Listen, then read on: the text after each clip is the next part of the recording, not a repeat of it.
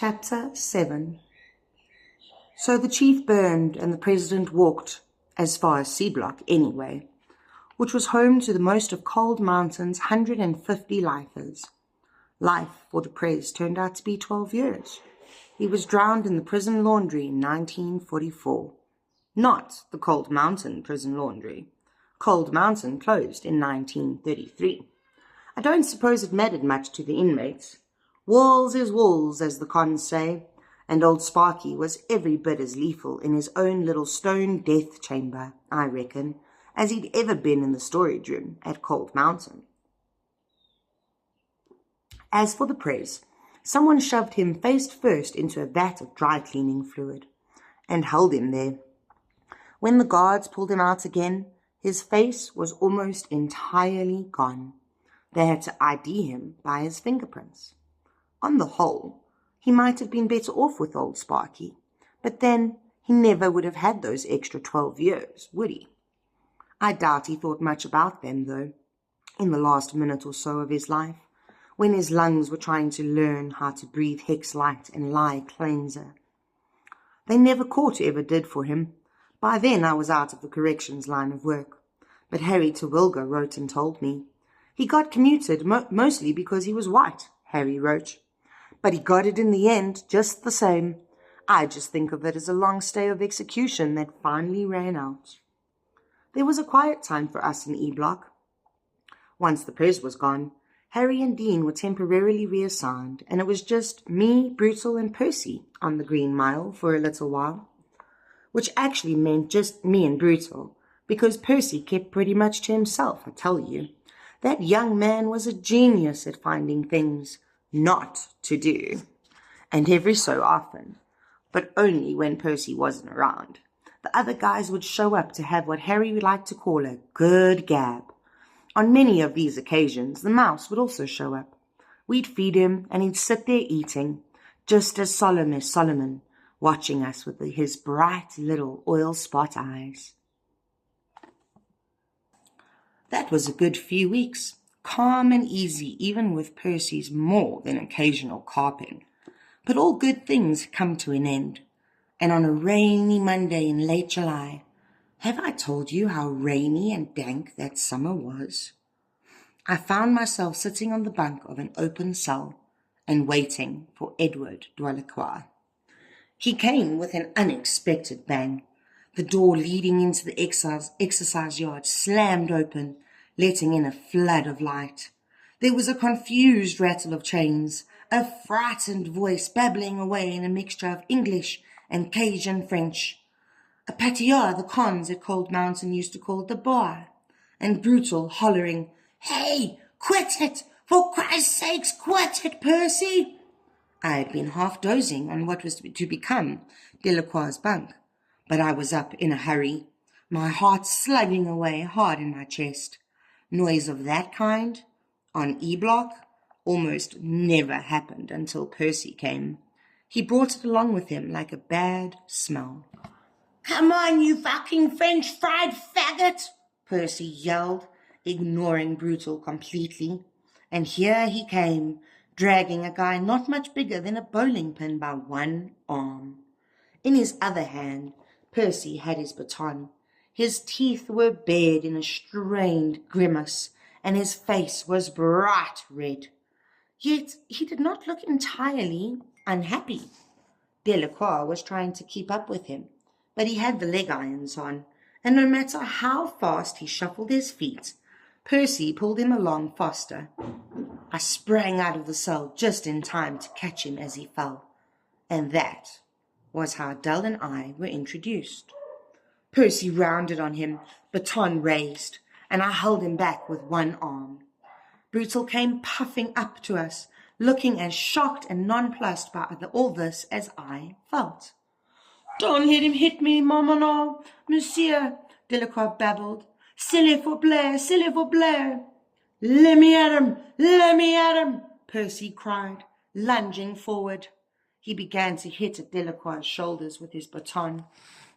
Delacroix held his arms up, screaming, and the stick went whap, whap, whap against the sleeves of his blue prison shirt. I saw him that night with his shirt off, and that boy had bruises from Christmas to Easter. Seeing them made me feel bad. He was a murderer, and nobody's darling. But that's not the way we did things on E Block. Not until Percy came, anyhow. "Whoa, whoa!" I roared. "Quit that! What's it all about anyway?" I was trying to get my body in between Delacroix's and Percy's, but it wasn't working very well. Percy's club continued to flail away, now on one side of me and now on the other. Sooner or later he was going to bring one down on me instead of his intended target, and then there was going to be a brawl right here in this corridor. Excuse me, no matter who his relations were, I wouldn't be able to help myself, and Brutal was apt to join in. In some ways, I'd wish we'd done it. It might have changed some of the things that happened later on. "Fucking faggot! I'll teach you to keep your hands off me, you lousy bum funcher! Whap! Whap! Whap!" And now Delacroix was bleeding from one ear and screaming. I gave up trying to shield him, grabbed him by one shoulder, and hurled him into his cell, where he went sprawling on the bunk. Percy darted around me and gave him a final hard whap on the butt, one to go on, you could say.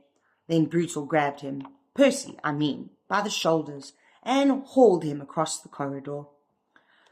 I grabbed the cell door and ran it shut on its tracks. Then I turned to Percy, my shock and bewilderment at war with pure fury.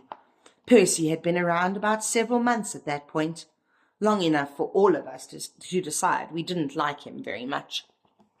But that was the first time I fully understood how out of control he was. He stood watching me, not entirely without fear. He was a coward at heart. I never had any doubt about that, but still confident that his connections would protect him. In that, he was correct. I suspect there are... Don't bite my book. No, don't bite my book. Sorry, guys. No. Go away. Go. Don't bite the book. Sorry. In that, he was correct. I suspect there are people who wouldn't understand why that was, even after all I've said. But they would be people who only know the phrase Great Depression from the history books. If you were there, it was a lot more than a phrase in a book. And if you had a steady job, brother, you'd do almost anything to keep it. The colour was fading out of Percy's face a little by then, but his cheeks were still flushed, and his hair, which was usually swept back and gleaming with brilliantine, had tumbled over his forehead. "What in the Christ was that all about?" I asked. I have never had a prisoner beaten onto my block before." "Little fag bastard tried to cop my joint when I pulled him out the van," Percy said. "He had it coming and I'd do it again." I looked at him, too flabbergasted for words. I couldn't imagine the most predatory homosexual on God's green earth doing what Percy had just described. Preparing to move into a crossbar apartment on the Green Mile did not, as a rule, put even the most deviant of prisoners in a sexy mood. I looked back at Delacroix, cowering on his bunk with his arms still up to protect his face. There were cuffs on his wrist and a chain running between his ankles. Then I turned to Percy. "Get out of here," I said. "I'll want to talk to you later." "Is this going to be in your report?" he demanded truculently. "Because if it is, I can make a report of my own, you know." I didn't want to make a report. I only wanted him out of my sight. I told him so. "The matter's closed," I finished. I saw Brutal looking at me disapprovingly, but ignored it. "Go on, get out of here. Go over to admin and tell them you're supposed to read letters and help in the package room." Sure, he had his composure back, or the crack-headed arrogance that served him as composure. He brushed his hair back from his forehead with his hands, soft and white and small, the hands of a girl in her early teens, you would have thought, and then approached the cell. Delacroix saw him, and he cringed back even further on his bunk, gibbering in a mixture of English and stew-pot French. "I ain't done with you, Pierre," he said, then jumped as one of Brutal's huge hands fell on his shoulder. "Yes, you are," Brutal said. "Now go on, get in the breeze." "You don't scare me, you know," Percy said. "Not a bit." His eyes shifted to me. "Either of you." But we did. You could see that in his eyes as clear as day. And it made him even more dangerous. A guy like Percy doesn't even know himself, what he means to do from minute to minute and second to second. What he did right then was to turn away from us and go walking up the corridor in long, arrogant strides. He had shown the world what happened when scrawny, half-bald little Frenchmen tried to cop his joint, by God, and he was leaving the field a victor. I went through my set speech, all about how we had the radio, make-believe ballroom, and Argyle Sunday, and how we treat him Jake if he did the same for us. That little homily was not what you'd call one of my great successes.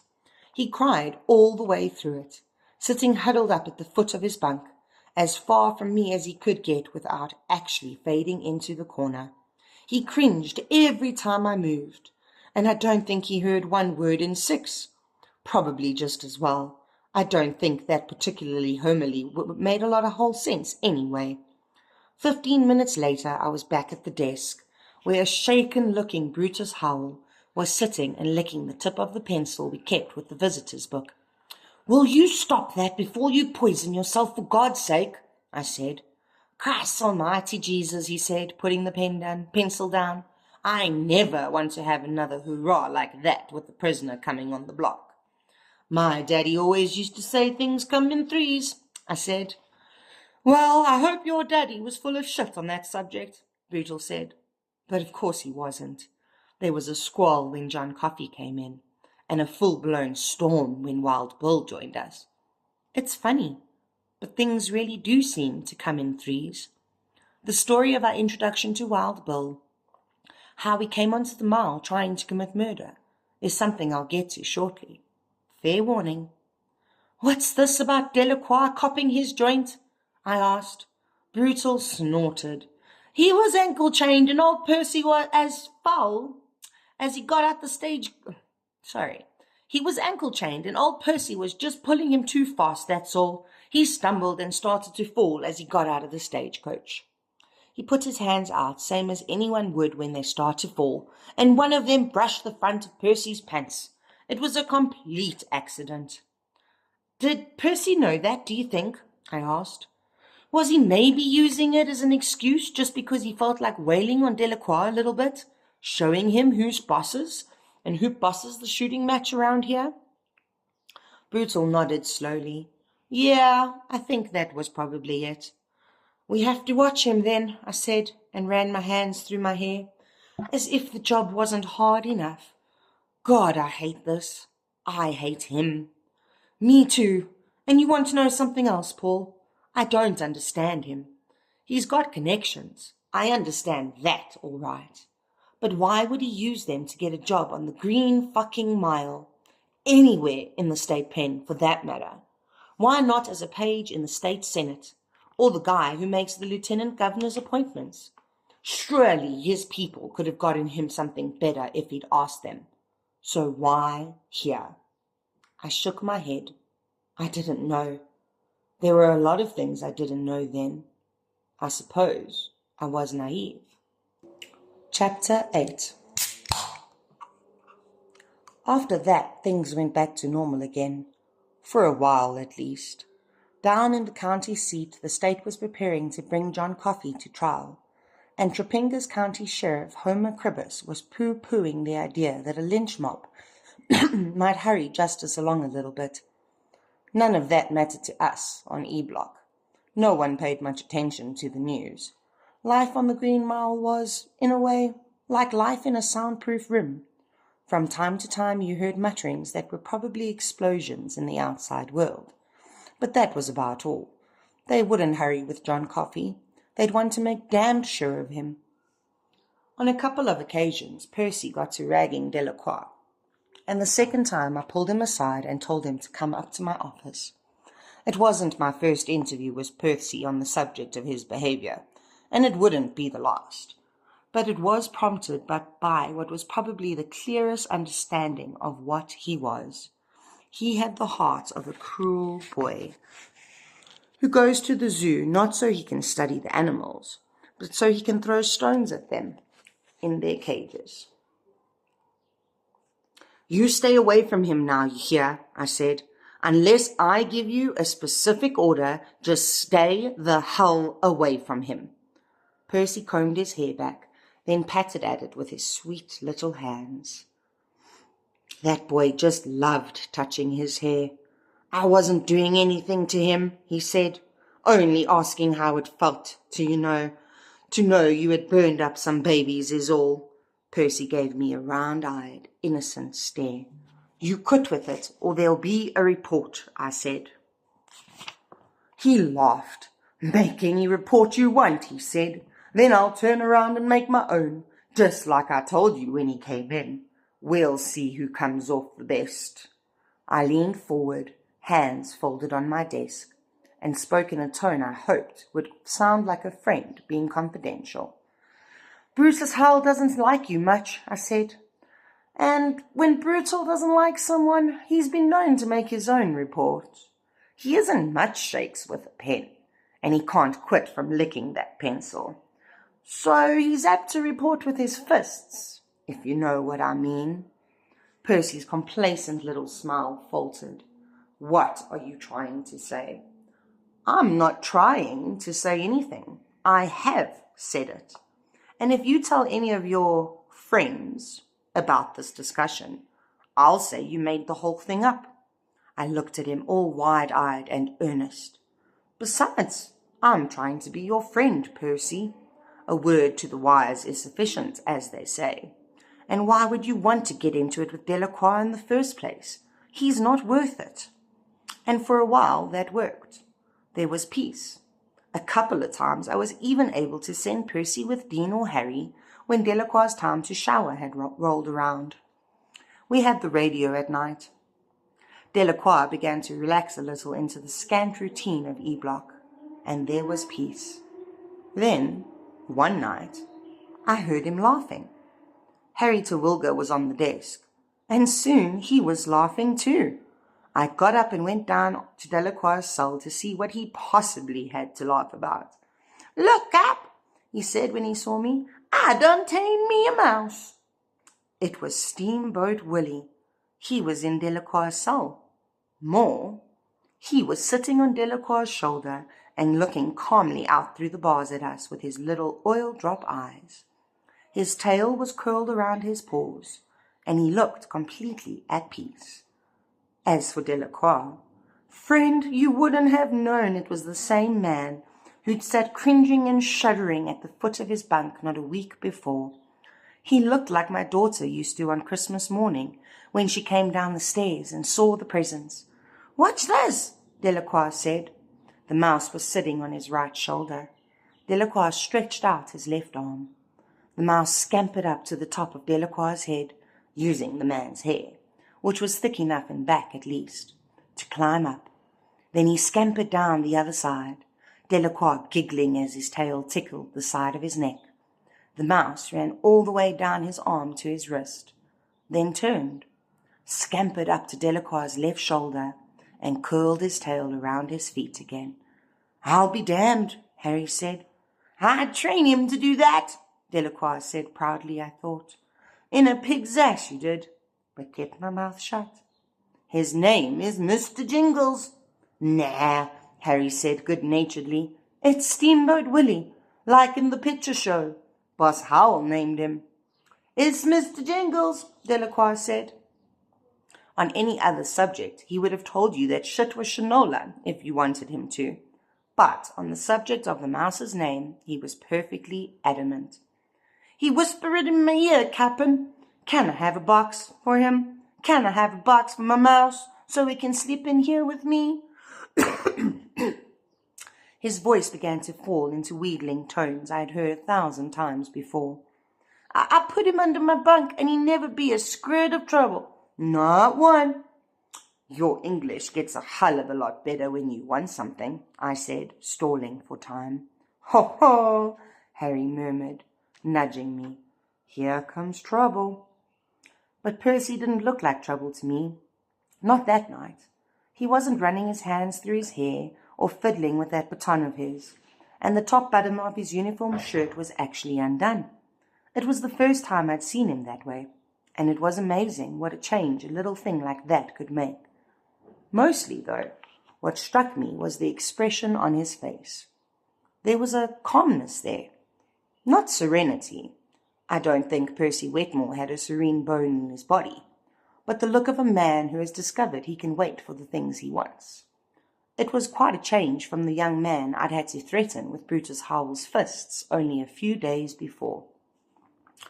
Delacroix didn't see the change, though.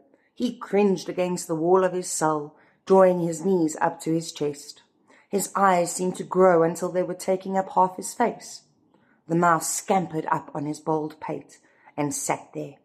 I don't know if he remembered that he also had reason to distrust Percy, but it certainly looked as if he did. Probably it was just smunning the little Frenchman's fear and reacting off that. "Well, well," Percy said, "looks like you've found yourself a friend, Eddie." Delacroix tried to reply, some hollow defiance about what would happen to Percy if Percy hurt his new pal would have been my guess, but nothing came out. His lower lip trembled a little, but that was all. On top of his head, Mr. Jingles wasn't trembling. He sat perfectly still with his back feet in Delacroix's hair and his front ones splayed on Delacroix's bald skull, looking at Percy, seeming to size him up, the way you'd size up an old enemy. Percy looked at me. "Isn't that the same one I chased, the one that lives in the restraint room?" I nodded. I had an idea Percy hadn't seen the newly named Mr. Jingles since that last chase, and he showed no signs of wanting to chase it now. "Yes, that's the one," I said. "Only Delacroix there says his name is Mr. Jingles, not Steamboat Willie. Says the mouse whispered it in his ear." "Is that so?" Percy said. "Wonders never cease, do they?" I half expected him to pull out his baton and start tapping it against the bars, just to show Delacroix who was boss. But he only stood there with his hands on his hips, looking in. And for no reason I could have told you in words, I said, "Delacroix there was just asking for a box, Percy. He thinks that mouse will sleep in it, I guess. That he can keep it for a pet." I loaded my voice with skepticism and sensed, more than saw, Harry looking at me in surprise. "What do you think about that?" "I think it'll probably shit up his nose some night while he's sleeping and then run away," Percy said evenly. "But I guess that's the French boy's lookout. I seen a pretty nice cigar box on Toot Toot's cot the other night. I don't know if he'd give it away, though. Probably wants a nickel for it. Maybe even a dime." Now I did risk a glance at Harry and saw his mouth hanging open. This wasn't quite like the change in Ebenezer Scrooge on Christmas morning, after the ghosts had had their way with him, but it was damned close. Percy leaned close to Delacroix, putting his face between the bars. Delacroix shrank back even farther. I swear to God that he would have melted into that wall if he'd been able. "You got a nickel or maybe as much as a dime to pay for a cigarette box, you lagoon?" he asked. "I got 4 pennies, Delacroix said. "I give 'em for a box if it's a good one, Célestin." "I'll tell you what," Percy said. "If that toothless old whoremaster will sell you that Corona box for 4 cents, I'll sneak some cotton batting out of the dispensary to line it with. We'll make us a regular mousy Hilton before we're through." He shifted his eyes to me. "I'm supposed to write a switchroom report about Butterbuck," he said. "Is there some pens in your office, Paul?" "Yes, indeed," I said. "Forms 2, left-hand top drawer." "Well, that's aces," he said, and went swaggering off. Harry and I looked at each other. "Is he sick, do you think?" Harry asked. "Maybe went to his doctor and found out he's only got 3 months to live." I told him I didn't have the slightest idea what was up. It was the truth then, and for a while after. But I found out in time. And a few years later, I had an interesting supper table conversation with Howells. By then we could talk freely, what with him being retired and me being at the boys' correctional. It was one of those meals where you drank too much and eat too little, and tongues get loosened. Hull told me that Percy had been in to complain about me and about life on the Mile in general. This was just after Delacroix came on the block, and Brutal and I had kept Percy from beating him half to death. What had griped Percy the most was me telling him to get out of my sight. He didn't think a man who was related to the governor should have to put up with talk like that. Well, Moores told me, he had stood Percy off for as long as he could, and when it became clear to him that Percy was going to try pulling some strings to get me reprimanded and moved to another part of the prison at the very least, he, Moores, had pulled Percy into his office and told him that if he quit rocking the boat, Percy would make sure that Percy was out front for Delacroix's execution, that he would, in fact, be placed right beside the chair. I would be in charge, as always, but the witnesses wouldn't know that. To them, it would look as if Percy Wetmore was boss of the cotillion. Moores wasn't promising any more than what we'd already discussed and I'd gone along with, but Percy didn't know that. He agreed to leave off his threats to have me reassigned, and the atmosphere on E Block sweetened. He had even agreed that Delacroix could keep Percy's old nemesis as a pet. It's amazing how some men can change, given the right incentive. In Percy's case, all Warden Moores had to offer was the chance to take a bald little Frenchman's life.